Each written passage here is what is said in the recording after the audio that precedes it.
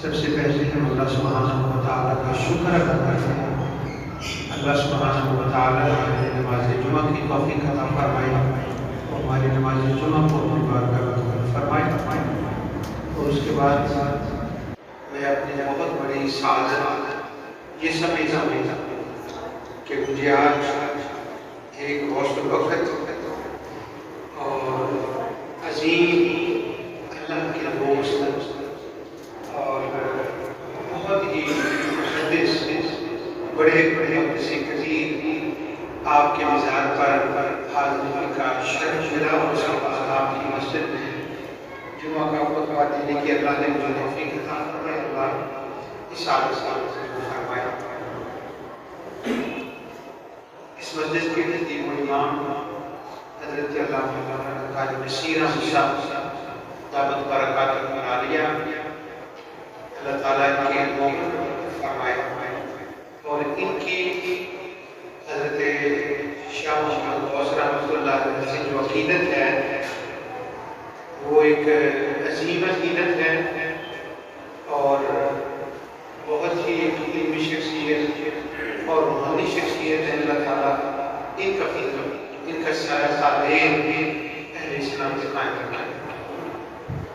اور ہمارے ساتھ مبلغ اسلام حضرت مولانا سردار محمد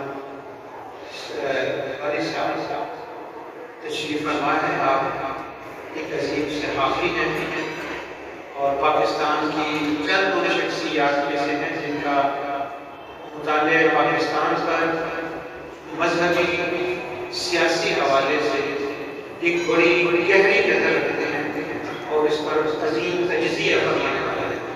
اللہ ان کا سایہ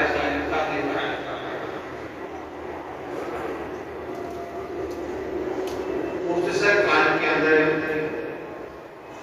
میں جو قرآن کریم کی آیت آپ کے سامنے پڑھی ہے اس کا ترجمہ اور بعض اس کے مثال آپ کی خدمت میں عرض کرتا ہوں۔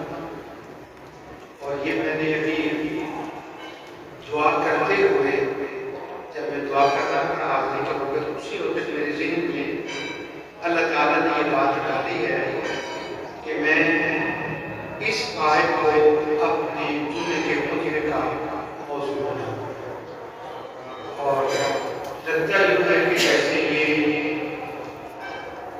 حضور شاہ محمد غوث اللہ تعالیٰ نے طرف سے ہی اشارہ کر جاتا ہے، لیکن یہ بھی میرے ذہن میں یہ آئی اور میں نے تلاوت کر دیا۔ مختصر کہانی میں یہ بات ذرا طویل طلب ہے لیکن میں اس کو جس کو کہتے ہیں نا بھاگتے ہوئے آپ کی قرآن کی آیت یہ ہے جو میں نے پڑھی یہ سورہ نحل کی آیت ہے۔ اب یہ سورج کا نام بتانا کہاں ہے اس کی ضرورت نہیں ہے، لیکن چونکہ محدث کثیر کی بارگاہ میں حاضر ہوں اس لیے میں اس سورج کا نام بتا رہا ہوں۔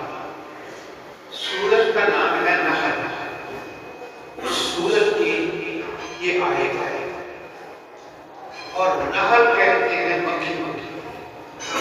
عربی میں مکھی کے لیے دو لفظ ہیں، وہ مکھیاں ہیں اور دونوں کے لیے الگ الگ ہیں۔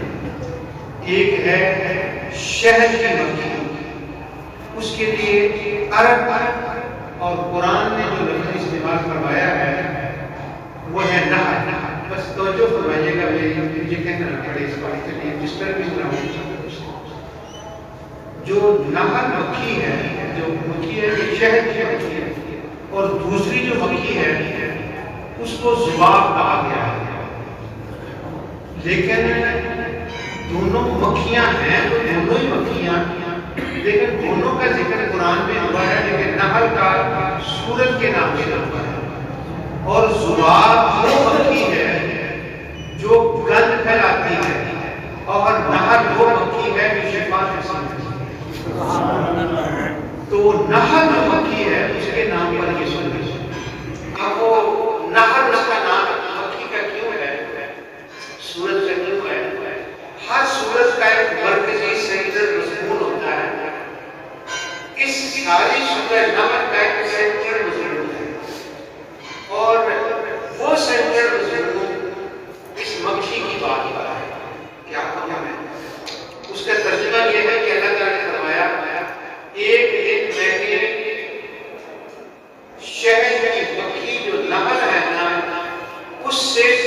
کر ہی میں نے کلام کیا. کیا بات ہے، شہد کی مکھی اور اللہ اس نے بتا کر میں نے اسے باتیں کی. اب جو باتیں کی ہیں اللہ نے وہ میں نہیں بتاؤں گا، وہ آیتوں کے اندر لکھی ہوئی ہیں ساری، یعنی وہ اپنی طرف سے نہیں آیتوں میں لکھی ہوئی. بس وہ باتیں یہ ہیں، ان میں سے ایک بات یہ ہے کہ اللہ تعالیٰ فرماتا ہے میں نے شہد سے مکھی سے کہا کہ تو باہر نکل اور مفت اپنے فلاں جگہ پر پہاڑوں میں گھر بنا اور ایسے کر کے جتنے دنیا کے پھول ہیں ان کے اوپر جا کر بیٹھ، کبھی اس پھول پر بیٹھ، کبھی اس پھول پر بیٹھ، کبھی اس پھول پر بیٹھ، اور ہر ایک کا وہ جلوس اکٹھا کر، اور تیرے اندر میں نے ایک مشین لگائی ہے، سسٹمائز کیا ہوا ہے. جب وہ اندر جائے گا تو تمہارے اندر وہ شہد بنے گا اور وہ شہد لوگوں کے لیے شفا ہوگا. اور شہد جب بنائے گی لوگ تیرا شہد کھا جائیں گے، مگر کبھی کسی سے شکایت نہیں کرنی کہ میں نے اتنا کچھ کیا ہے کہ میں پھر میرا شہد کھا لیا. کیونکہ مکھی کو یہ پتہ چل گیا ہے، مکھی کو یہ پتہ چل گیا کہ جو میں نے کام کیا ہے نا اس سے کسی کو فائدہ ہوا ہے. تو اللہ نے مکھی کے ذریعے سے یہ انسانوں کو سبق دیا سورۃ نحل کے اندر کہ جب تم کسی کو فائدہ دو تو شہد کی مکھی سے سبق سیکھو. اس کے وہ جو شہد کا ہوتا ہے کیا اس کو بولتے ہیں، شہد جتھا، یہ کیا نام ہوتا ہے اس کے لیے جی جتھا، کہ جب تیرے جتھے کو کوئی ختم کر لے، ڈسٹروے کر لے اور وہ شہد نکال لے، تو انسانوں کو بتایا کبھی تم نے دیکھا ہے کہ اس نے تو اتنا کیا تھا اور تم نے اجاڑ کے رکھ دیا. مکھی نے کبھی شکوہ نہیں کیا. تو انسانوں سے کہا یار تم بھی سیکھو، اگر کسی کے ساتھ بھلائی کرو تو تمہارے جتھے کو اجاڑے تو تم بھی کبھی شکوہ نہیں کرو. اب دوسری بات اسی آیت کے اندر جو بیان ہوئی ہے وہ یہ ہے کہ یہ جو قرآن شریف کا ترجمہ پڑھنے والے ہیں، یہ میں آپ کو مدارس میں بتایا کرتا ہوں یہ بات، اور چونکہ حضور کا تعلق علمی دنیا سے اس لیے آپ کی موجودگی میں میں عرض کرتا ہوں. مکھی کو کبھی اس پھول پر جا، کبھی اس پھول پر، ہر ایک سے جب وہ رس لے گی تو پھر جا کر وہ شہد بنے گا. کسی ایک پھول سے لے کر شہد نہیں بنتا. شہد تب بنتا ہے جب سب پھولوں سے رس لیا جائے، تب شہد بنتا ہے.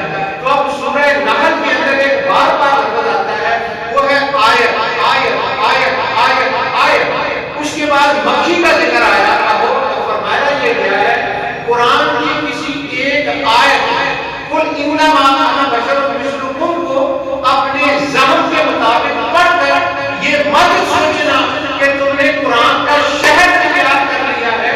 ایک آیت سے نہیں، جیسے مکھی گھومتی ہے نا، تم بھی قرآن میں گھوم کر سب آیتوں کو سمجھو، تب جا کر قرآن کا شہد تیار ہوگا، اس سے لوگوں کو فائدہ ہوگا. اب امت کے اندر ہوا کیا ہے، کسی ایک آیت کو لے لیتے اور باقی آیات کا اس کے ساتھ تعلق ہوتا ہے اس کو وہ چھیڑتے نہیں یا سمجھتے نہیں، جس کا نتیجہ یہ نکلتا ہے اپنی طرف سے تو شہد تیار کرتے ہیں مگر وہ شہد نہیں ہوتا. اللہ نے فرمایا شہد میں تو شفا ہوتی ہے. اب یہ قرآن کے نام پر لوگوں کو بیماریاں دیتے ہیں تو وہ بیماری اس لیے ہوتی ہے کہ انہوں نے نہر مکھی کی طرح سیر کر کے قرآن کی ٹورسٹ بن کے قرآن سے مسئلہ نہیں نکالا. ایک آیت کو پڑھا ہے جس سے وہ شفا کی بجائے قرآن کی آیت کو ان کے سمجھانے کا طریقہ تھا، نعوذ باللہ وہ کرنے کا سبب بن گیا. اب اسی سورج کے اندر یہ آیت ہے فصل اللہ تعالیٰ. اس کا ترجمہ تو آپ کو آتا ہی ہے، میں بتاتا ہوں. دوسری بات یہ ہے کہ یہ مکے میں نازل ہوتا ہے. اب جب یہ مکے میں نازل ہوئی تو مکے میں دو گروہ تھے، ایک مومنین کا اور دوسرا مشرکین کا. منافق مکے میں نہیں تھے اور اس بڑی بات کا کھول کر بات کرتا ہوں، مکے کے اندر یہودی بھی نہیں تھے حضور کے پیدا ہونے کے وقت، مکے کے اندر عیسائی بھی نہیں تھے، مکے کے اندر منافق بھی نہیں تھے، کوئی نہیں تھا، دو ہی گروہ تھے بس، یہودی کبھی آئے گئے یہ الگ بات ہے، رہنے والے وہ نہیں تھے، یعنی مشرکوں کی لغاری صاحب یہ داد دینی پڑے گی کہ خواہ مشرک تھے مگر انہوں نے کہا ہم باہر سے نہ یہودیوں کو ہم یہاں آنے دیں گے نہ عیسائیوں کو آنے دیں گے، ہم جو ہے نا بس مکے کے ہی رہیں گے، تو وہاں سے باہر کا بھی بندہ نہیں آیا تھا، مشرکی تھے اسماعیل علیہ السلام کی اولاد سے۔ یہ بات میں نے اس لیے کی کہ اگلی بات سمجھانے میں مجھے آسانی ہوتی ہے۔ اب مکہ شہر ہے، دو لوگ ہیں، ایک ہے مومنین اور ایک ہے مشرکین۔ اب مومنین تو مومنین ہیں، مشرکین تو مشرکین ہیں۔ اب یہ آیت خطاب کر رہی ہے مشرکین کو، آیت یہ کہہ رہی ہے کہ اے مشرکو، آج کے حالات میں بات نہیں کر رہا ہے کہ ہمیں خطاب ہوگا جب یہ نازل ہوئی ہے، مشرکوں کو بھی یہ آیت کہہ رہی ہے کہ یہ اللہ کے سچے نبی ہیں جن کو میں نے بھیجا ہے، محمد رسول اللہ صلی اللہ علیہ وسلم، تم ان کو کہتے ہیں کہ یہ انسان ہے، یہ بشر ہے، ہم ان کو نبی نہیں مانتے۔ تو آگے اللہ دے گا دلیل، اللہ فرماتا ہے صداقت نبوت کی یہ میں دلیل تمہیں بتا رہا ہوں، مشرکین سے اللہ فرما رہا ہے۔ یہ میں بار بار اس لیے کہہ رہا ہوں کہ اگلا جملہ جو آنے والا ہے نا، اگر یہ میں نہ دہراؤں تو میں سمجھا نہیں سکتا ہوں۔ مشرکوں سے کہا جا رہا ہے اے فاسألوا اہل الذکر، اگر تمہیں شک ہے کہ یہ نبی نہیں ہے اور اگر تم سمجھنا چاہتے ہو کہ یہ نبی ہے کہ نہیں، فاسألوا اہل الذکر، تو اے مشرکو تم جا کر اہل ذکر سے پوچھ لو، تم نہیں جانتے، تم اہل ذکر سے پوچھو، وہ تمہیں بتا دیں گے کہ یہ اللہ کے سچے نبی ہے۔ سبحان اللہ۔ اچھا اب ذرا تھوڑی سی ڈیفیکلٹی میں بات کرنے لگا ہوں۔ یہ بیٹے آپ کا کیا نام ہے؟ جی احمد، یہ بچہ بیٹھا ہے میرے سامنے اتفاق سے، اللہ سب بچوں کو جوانی عطا فرمائے، آمین۔ اب یہ احمد جو ہے نا، اس نے کچھ مسئلہ پوچھنا ہے، تو میرے بارے میں اس کا نظریہ اچھا نہ ہو، مجھے نہ مانتا ہوگا، مفتی نہ عالم نہ کچھ نہیں، تو حضرت مولانا قاری نصیر صاحب اس کی رہنمائی کریں اور ان سے کہیں کہ تم جا کر عبد المجید سے یہ مسئلہ پوچھ لو۔ تو قاری صاحب کو بھی پتا ہے کہ یہ بچہ مجھے بھی تسلیم نہیں کرتا، مفتی نہیں مانتا، تو آپ سوچے میں آپ سے جواب نہیں دیتا، قاری نصیر صاحب کو یہ کہنا صحیح ہوگا کہ وہ اس بچے احمد سے کہے کہ وہ مجھ سے مسئلہ پوچھے؟ اگر میں بتاؤں گا بھی تو یہ ماننے کا نہیں، کیونکہ اس کا اعتماد نہیں۔ اب مکے کے اندر دو گروہ ہیں، کون ہیں دو؟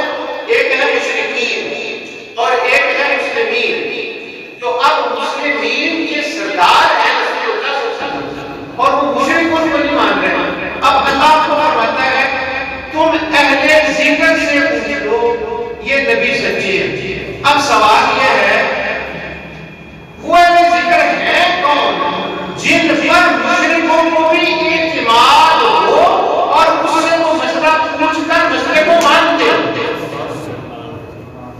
کتنے میں آپ کو بات سمجھا سکتا ہوں، یعنی مشرکوں کو اعتماد ہو کہ وہ کسی تھرڈ بندے سے جا کر پوچھیں یہ نبی سچے ہیں، تو وہ کہیں کہ ہاں یہ سچے ہیں، تو وہ کہیں چلو ٹھیک ہے تم جھوٹ نہیں مار رہے۔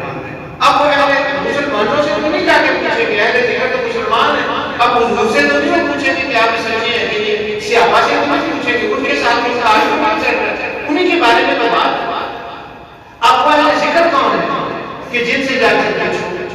اب اس کے لیے ہمیں نا جو میں نے مکھی والی بات کی ہے، اب وہ مکھی کی طرح ڈھونڈنا پڑے گا قرآن میں تلاش کرنے کے لیے کہ وہ اہل ذکر کون ہیں جن کو مشرکین بھی اہل ذکر مانتے ہیں اور وہ مکے کے مومنین نہ ہوں لیکن مشرک بھی ان کو مانتے ہیں۔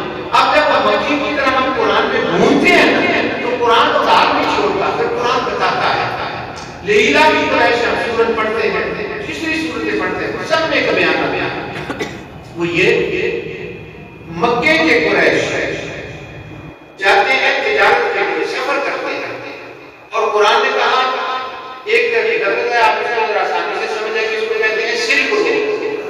اب وہ سلک روڈ جو ہوتا ہے یہ پرانے زمانے کا تھا، چائنا سے لے کر اب وہ یمن تک سے روڈ جاتا تھا۔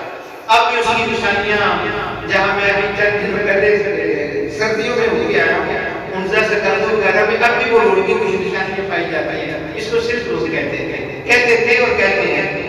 تو یہ جو سلک روڈ ہے نا، اس کو ہم موٹر پہ کہتے ہیں پرانے زمانے کا بزنس میں، اس کے اوپر ٹریڈ ہوتی ہے، تو یہ یہاں سے شروع ہو کر عرب یمن تک جاتا ہے، بڑا لمبا سفر۔ اب وہ ایک قطر کا کوئی بندہ ہے وہ پرانے روڈ پر ایک ڈاکومنٹری بنا رہا ہے، اللہ تعالیٰ کرے اگر وہ آ جائے تو بڑی اس کے اندر معلومات ہو۔ اب وہ جو روڈ ہے اس پر یہ قریش جائے گا، اور ان کا ذریعہ مار جو قریش کا تھا مکے کے لوگوں کا، یہ جاتے تھے دمشق میں، ادھر جاتے تھے یمن۔ اب جب یہ دمشق اور یمن میں جاتے تھے تو وہاں پر وہ ماسی نہیں بیٹھی تھی کہ انہوں نے کسی کے پاس جانا ہے۔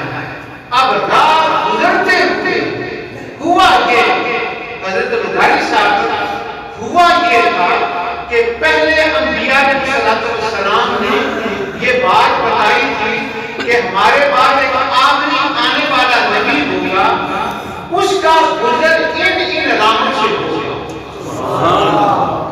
اب وہ ماننے والے تھے، انہوں نے وہ راہ بھی لکھ لی ہے، آنے والے نبی کی علامتیں بھی لکھ لی، اور کیا کیا ان راہوں پر انہوں نے خانقاہیں بنا لی۔ کسی نے یمن میں بنائی، کسی نے شام میں، کسی نے وہاں بنائی کسی کے اندر ایتھیوپیا کو کیا کہتے ہیں حبشہ کے اندر۔ اب عجیب بات یہ ہے کہ وہاں حبشہ کے اندر خانقاہیں بنی ہوئی ہیں، وہ منتظر بیٹھے ہیں، ادھر اہل مکہ مسلمانوں کو تنگ کرتے ہیں۔ حضور فرماتے ہیں مکہ چھوڑ کے حبشہ چلے جاؤ، وہاں تمہارا انتظار کر رہا ہے۔ اب حبشہ جانے کا ایک ریزن یہ بھی تھا کہ وہ لوگ وہاں بیٹھے تھے، اب انہوں نے خانقاہیں بنائی نہیں۔ اب شاہ محمد غوث رحمۃ اللہ علیہ کے حوالے سے سوچے تو ذرا بات سمجھ میں آتے ہیں۔ اب وہ خانقاہیں ہیں، گزرنے والے لوگ مکے کے رستے میں آتے ہیں، یمن کے رستے میں، شہر کے اندر باہر وہ بیٹھے ہوئے ہیں، قریش کے قریب سے گزرتے ہیں۔ اب یہ ہر گزرنے والے بلاتے ہیں اور بلا کر کہتے ہیں بیٹھو، ان کو کھانا کھلاتے ہیں۔ یہ بڑا اوکھا سا لفظ ہے مجھے سمجھانے کے لیے۔ ان کو پہلے کھانا کھلاتے ہیں اور پھر آمد مصطفیٰ کا ذکر سناتے ہیں۔ کھانا ابھی حضور آئے نہیں، 10 سال پہلے کی بات ہے۔ کھانا کھلاتے ہیں، مہمان نوازی کرتے ہیں، اور پھر وہ اپنی کتاب کھولتے ہیں اور وہ کہتے ہیں ہمیں انبیاء نے بتایا ہے آنے والا نبی سچا ہوگا۔ تو حضرت قاری نصیر احمد صاحب اب وہ ذکر سنا رہے ہیں حضور کا، تو فَاسْأَلُوا أَهْلَ الذِّكْرِ کا مطلب یہ نہیں ہے کہ جو ذکر خدا کرنے والے ہیں، یہاں مطلب ہے جو ذکر مصطفیٰ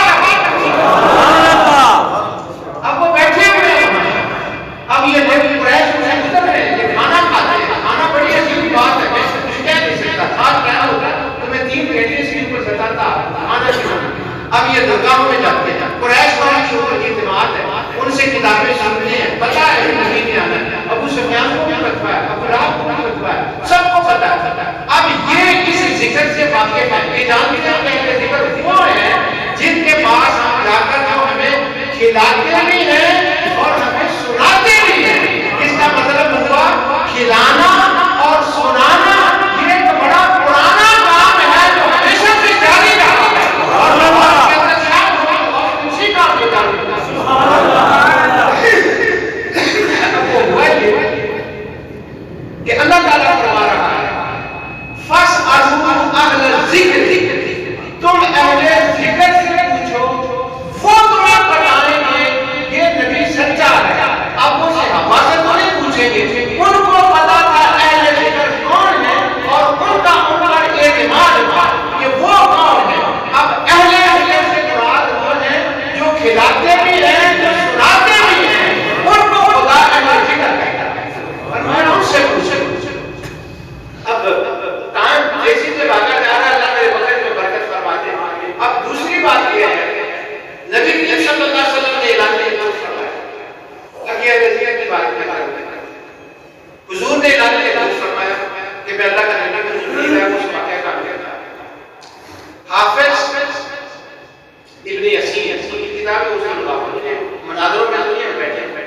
پھر اس اس کے اندر وہ حضرت ابوبکر صدیق کے ایمان لانے کا تذکرہ کرتے ہیں.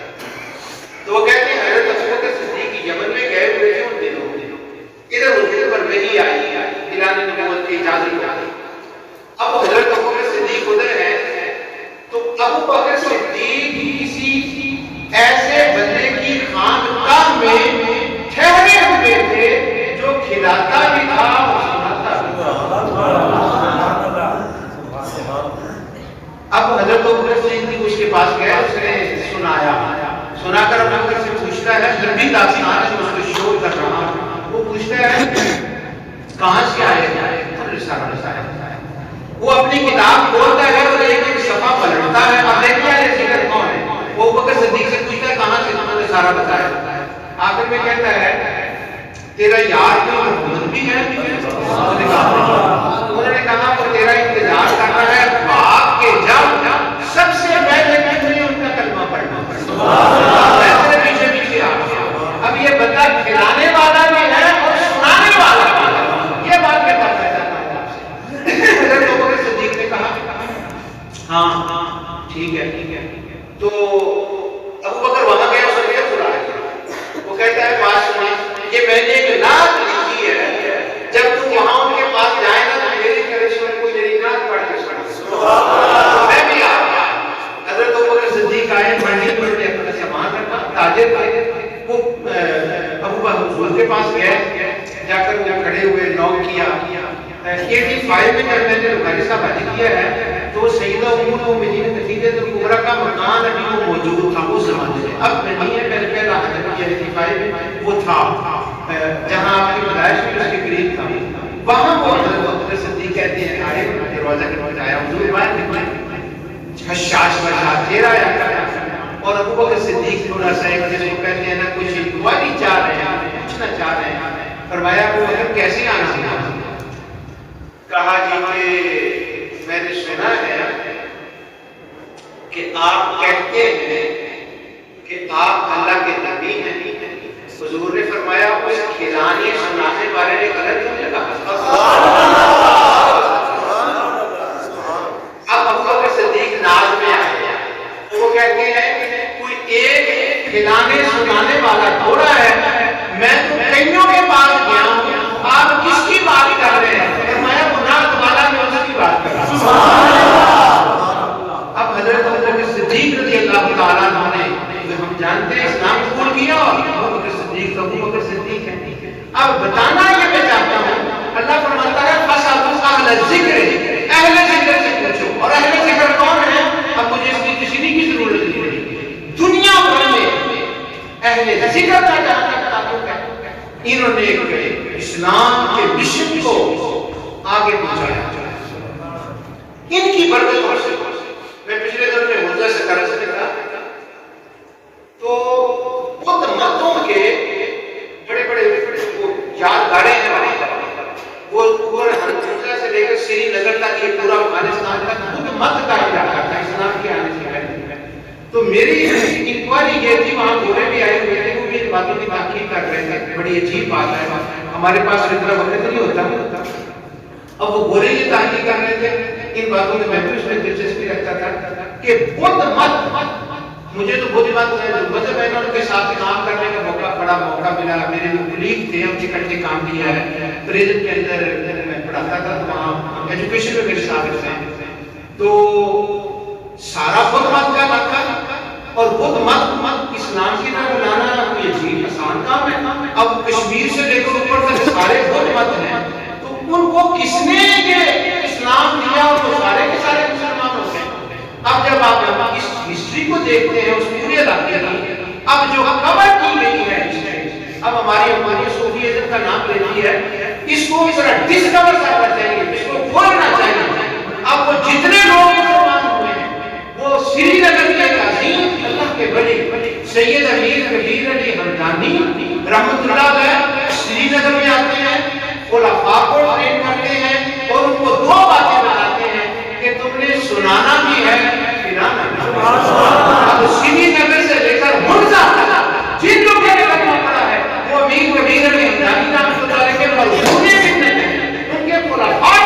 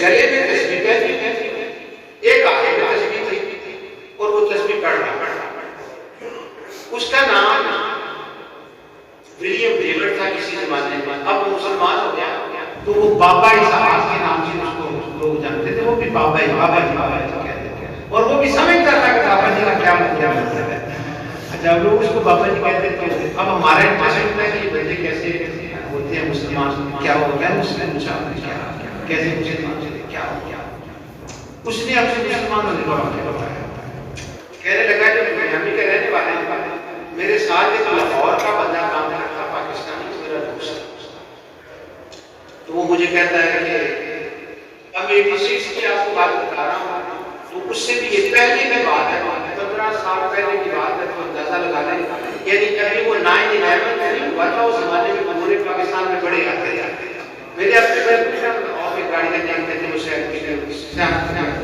اب تو نہیں آتے آپ کو پتا کہ وہ نہیں آتے تو وہ کہتا میرے دوست نے کہا لاہور دیکھنے والی جگہ تو میں گیا اپنے دوست کے ساتھ اب جو دوست بندہ تھا نا میں اس کو جانتا نہیں وہ کون ہے لیکن جب بھی میں کسی کو یہ واقعہ سناتا ہوں تو اس لاہور کے بندے کو میں سلوٹ ضرور کروں وہ اس کو لے کر آیا اس نے لاہور دکھایا دکھانے کے بعد اس کو داتا صاحب لے گیا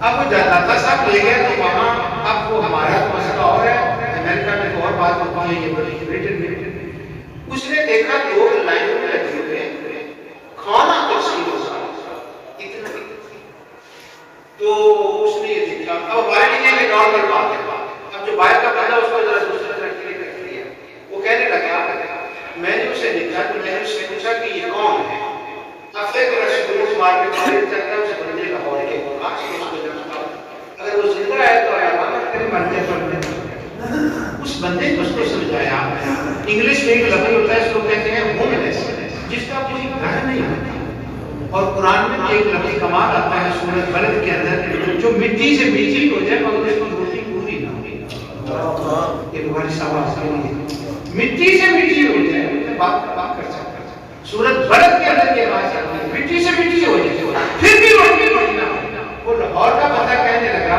یہ وہ لوگ ہیں ان میں سے کچھ تو کھاتے پیتے وہ تو تبرک والے ہیں کچھ وہ ہیں جو ہوم لیس ہیں اور ان کا کوئی نہیں ہے تو یہ یہاں سے لنگر لیتے ہیں اور کھاتے ہیں اچھا اس لیے وہ واپس میامی میں گیا ایک اس ہنجوں کا طریقہ اس طرح سالویشن آرمی کہتے ہیں بہت ہے ہمارے یہاں وہ سالویشن آرمی کا تو اس نے کہا یہ تو وہی آئیڈیا ہے کہ لوگوں کو کھلاؤ اور سناؤ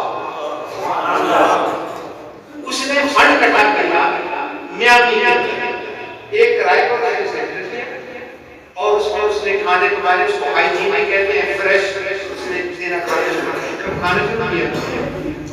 شروع کیا اس نے تو جتنے فنڈز تھے نا 6 مہینے کے بعد اس کے وہ فنڈز ختم ہو گئے اور اس کا لنگر اب وہ بولے کے ذہن میں یہ خیال آیا کہ اگر میامی میں میرے فنڈ ختم ہو گئے ہیں اور یہ ختم ہو گیا ہے تو وہ تو دادا صاحب والا وہ بھی ختم ہو گیا ہوگا اچھا اپنے دوست سے پوچھ رہے ہیں اچھا کب جانا اس نے کہا نہیں تیاری ہو گیا تھا مجھے لے کے جانا اس نے بتایا وہ پھر آئے جب وہ لاہور دوبارہ آیا تو میں کو اسی طرح چل رہا تو وہ ان سے پوچھ رہا ہے کہ یہ کتنی دیر سے ایسے ہو رہا ہے غریبوں کا یہ معاملہ اس نے کہا کہ یہ نا 1000 سال ہو گیا تو اس نے کہا 1000 سال سے ہوم لیس بھی ہے کیا بات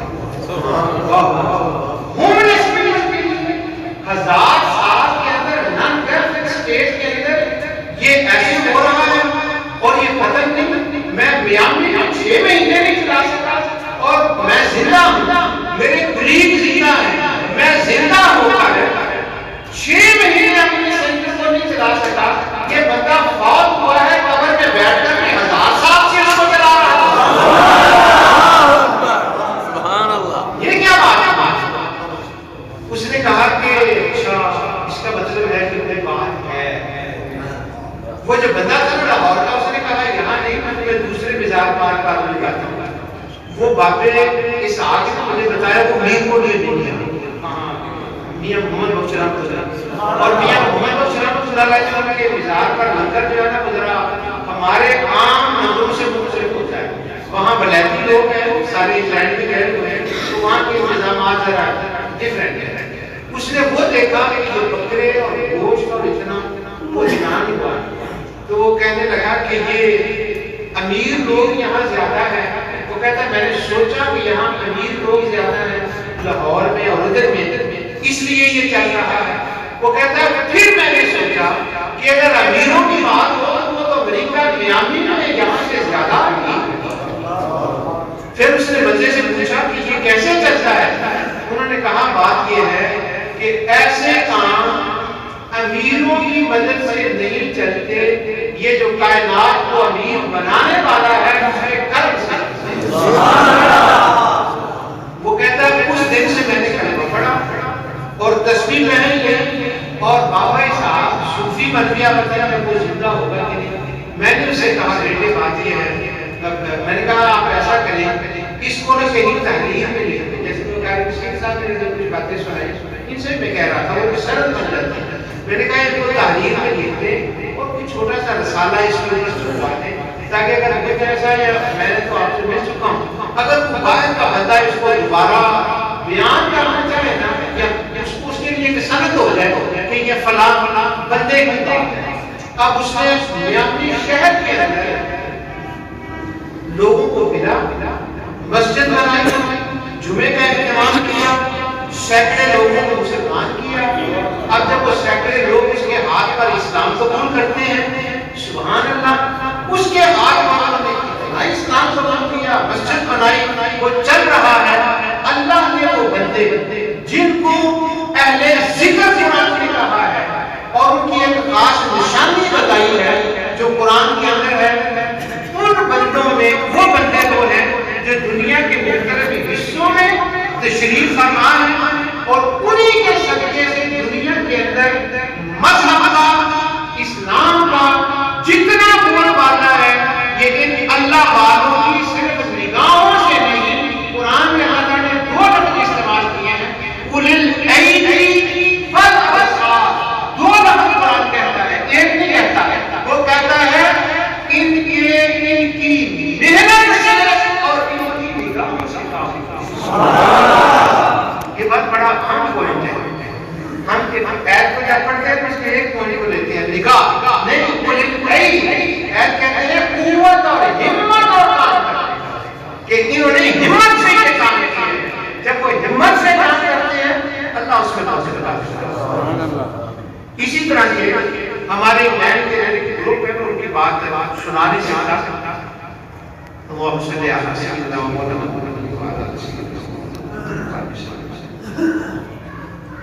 جمعہ کا خطبہ رستے پہ ٹائم نہ ہوتا میں آپ کو تفصیل سے بتاتا ہوں. ایک ہمارے بزرگ ہیں, انگریز بزرگ ہیں, اللہ کے ولی, 90 ایئرس کی عمر ہے, میرے مجھ پر وہ بڑے مہربان ہیں. تو بڑے لوگوں کو انہوں نے مسلمان کیا اور مجھے یہ اسلام کی تبلیغ مسلمان کرنے کا فیض انہی سے ملا, آج کو بڑا سکتا تھا. اب وہ ہوا یہ کہ وہ مسلمان ہوئے کیسے نہیں, اچھا وہ اپنے شاگرد جو انگریز ہوتے تھے نا مسلمان ہوئے ان کو بھیجتے تھے کہ آپ فلاں علاقے میں جائیں اور جا کر انہیں اسلام کی تبلیغ کریں اور اسلام کی تبلیغ کریں. ان کا ایک مرید تھا, وہ اسپینش کرنے والا, اور وہ بھی یعنی گورا, اس کا نام حاجی نافع اور اس کی بیوی کا نام حجہ نافع. بڑی عجیب اتفاق تھا, وہ بھی بولوں تھی, یعنی حاجی نافع اور حجہ نافع. تو وہ ان کے شیخ عبد القادر مراٹی کا نام ہے. تو وہ ان کو کہتے ہیں کہ تم ایسا کرو کہ میں تمہاری ڈیوٹی لگاتا ہوں, بس یہ آخری بات ہے, اللہ دن میں ڈال دے اور ہماری کچھ اصلاح ہو جائے. تو وہ کہتے ہیں میں تمہاری ڈیوٹی لگاتا ہوں میکسیکو کے امریکہ میں, تو تم وہاں جاؤ اور جا کر اپنا لوگوں کو بتاؤ کہ اسلام ایک مذہب ہے. اب ہم کیسے دعوت دیتے ہیں کہ بڑی انٹرسٹنگ باتیں ہیں. میں بھی یہ لکھوا رہا ہوں کیونکہ اس کی کارن جیسے آپ سے کیا تھا, میں بھی یہ باتیں لکھوا رہا ہوں جو واقعات میرے ساتھ پیش آتے ہیں. میکسیکو میں جاؤ اور ایک لفظ ہے اس کو ہم کہتے ہیں برٹش فش اینڈ چپس. تو انگلینڈ کے فش اینڈ چپس بڑے مشہور ہیں. یہاں کے وہ رومن دکانیں کھولیں گی برٹش فش اینڈ چپس اس کا ایک خاص نام ہے. اور وہ امریکہ سے لوگ آتے ہیں وہ کہتے ہیں برٹش فش اینڈ چپس ان کے لیے وہ بڑی یہ خاص ہے. جیسے بھوٹان کے آم ہے تو انگلینڈ کے نا آم جو British and Allah fish and chips.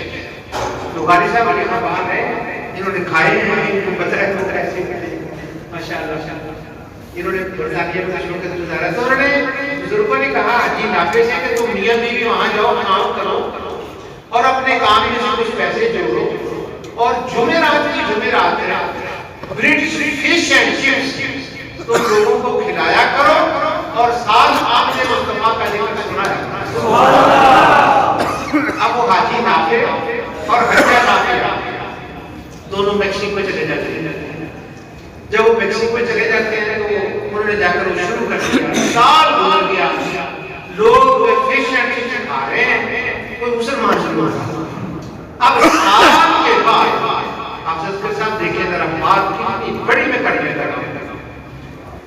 سال کے بعد وہ شہد نافع خود گورا ہے اپنے گورے پیر شیخ عبد القادر المرابط آپ گوگل کریں نا المرابط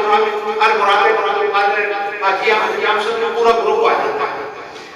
وہ شیخ نافع دیکھتے ہیں کہ شیخ کو 12 مہینے ہو گئے فش اینڈ چپس بڑے کھلائے ہیں. کوئی بندہ اسلام میں آپ نے کیا کہا سن لے بات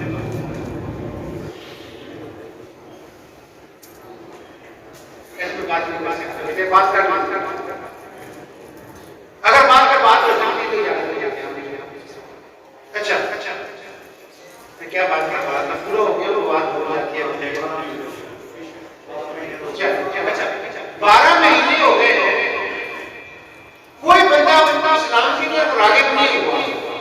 تو میں نا واپس آنا چاہتا تھا اور آگے اس نے جملہ لکھا کہ these people are getting back.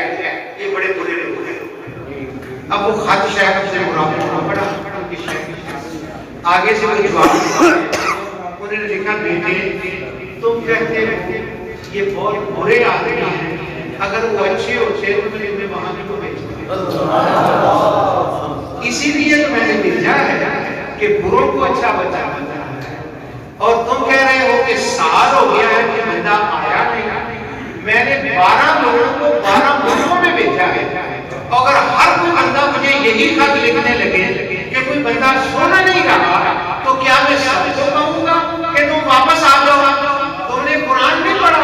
قرآن میں آتا ہے بلا بار بار آتا ہے اور اس کا مطلب یہ ہوتا ہے لوگوں تمہارا کام سنانا ہے منانا نہیں. تم نے یہ کہاں سے سیکھ لیا کہ تم نے کو منانا ہے میکسیکو والوں کو سنانا ہے. اب سال کے بعد ایک بڑے قبیلے کا بندہ مسلمان ہوا. اس نے کہا میں اسلام قبول کرنا چاہتا ہوں. ایک ہی وہ برٹش فش اینڈ چپس کی جو خدمت 2 سال کی وہ رنگ یوں لائی سنانے کی اور کھلانے کی 500 بندہ ایک دن میں مسلمان میکسیکو کے. اب ان کی تربیت کو ہی پڑھایا گیا. مجھے اپنی زندگی میں بات میں بے شک فخر رہتا ہے. مجھے انہوں نے ایک بار وہاں تراویح پڑھانے کے لیے بلایا میکسیکو کے اندر کہ وہ جو خاندان ہے کہاں پر ہیں جنہوں نے اسلام قبول کیا ہے جو مسلمان تھے انہوں نے بدل بنایا. اب میں بات کو یہاں سے کرتا ہوں. میکسیکو امریکہ اسپین جہاں دنیا میں جائیں جہاں بھی اسلام کا پیغام پہنچا ہے علماء کے مناظرے ہوتے ہیں. مجھے دوسری دنیا ہوتی ہے علم کی باتیں اور ہوتی ہیں. وہاں بحث و مناظرے مجادلے یہ باتیں ہوتی ہیں.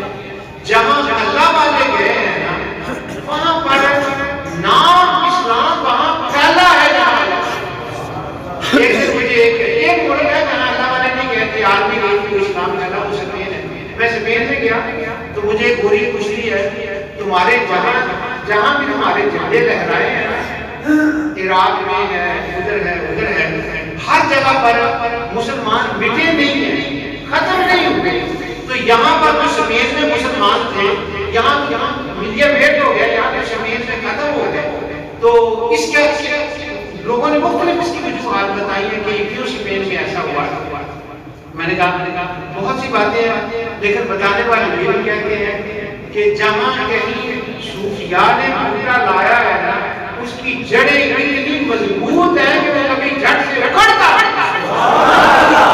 اسپین کے اندر زیاد نے بوٹا لگایا، اسپین کے اندر نزیب بن موسیٰ نے بوٹا لگایا ہے. وہ آرمی کے جنرل تھے. اللہ بتانا چاہتا ہے کہ اگر آرمی کے ذریعے سے کہیں اسلام پہنچے تو اس کا معاملہ اسپین والا ہو سکتا ہے. اگر لاہور میں دادا علی حجویری کے ذریعے اسلام پہنچے تو اس کا معاملہ یہ ہوتا ہے. تو ان کے بتانے کا بڑھانے کا ایک عظیم اور طریقہ ہوتا ہے. اللہ سبحانہ و تعالی ہمیں ہمت اور توفیق دے کہ اسلام کی اشاعت کے لیے کچھ کرے. ایک جملہ میں کہنا چاہتا ہوں. ایک بزرگ تھے رومینیا کے قائد اسلام، وہ لندن میں کانفرنس میں آئے، پورے تھے، داڑھی تھی سفید. لوگ ان سے مل رہے تھے، ہاتھ جڑ رہے تھے. میں اسٹیج پر بیٹھا، میں آڈینس میں بیٹھا ہوں. تو میں نے پوچھا یہ کون ہے؟ تو انہوں نے کہا کہ رومینیا سے فلاں ایک اللہ کے بندے ہیں. البانیہ کے اندر کوئی مسئلہ تھا گورنمنٹ کا، کیونکہ وہ کمیونسٹ حکومت تھی. تو انہوں نے کوئی مسئلہ بیان کیا تو لوگ ان کے پیچھے لا کے انہیں جیل میں ڈال دیا. تو انہوں نے 40 سال جیل کاٹی ہے اللہ کے لیے اور رسول اللہ کے لیے. تو اب یہ رہا ہوئے کہ یہ لندن میں آئے ہیں تو یہ تقریر کرنے کے لیے. اب مجھ سے بیٹھا میں بات کے بات کے تو میں نے انہیں دوسروں کی طرف میرا ہاتھ چھوڑا. اب میری بات میری کم عقلی دیکھی. میں ان سے بات کرنے لگا. میں نے کہا البانیہ کے لوگوں نے آپ سے بڑی زیادتی کی ہے، آپ 40 سال وہاں رہے ہیں، یہ فلاں ہے، میں یہ نصر دے رہا ہوں. انہوں نے میرا ہاتھ دبایا، انگلش میں تھا. تو وہ مجھے کہنے لگے یہ تم کیا کہہ رہے ہو کہ البانیہ کے لوگوں نے میرے ساتھ یہ کیا ہے، یہ تم باتیں کیسی کر رہے ہیں؟ بنا اللہ اس کام کے لیے ہر ایک کو تھوڑا قسم کرتا ہے کہ وہ اپنے رستے میں تکلیفیں دے کسی بندے کو اور اس رستے سے گزارے. یہ نعمت، یہ اللہ کی بڑی نعمت ہے. اگر اللہ کا کام کر رہے ہو اور رستے میں مشکل نہ آئے تو وہ مفتی البانیہ کے مجھے کہنے لگے کہ تم سمجھ لو ابھی اچھی طرح تمہارے کام کرنے میں کمی ہے تو نہیں، کیونکہ وہ تو آزماتا ہے اور اس میں سی نہیں کرتی. حضرت شاہ محمد غوث رحمۃ اللہ علیہ کی میں نے کو پڑھا نہیں ہے، ہمیں پڑھوں گا جا کے.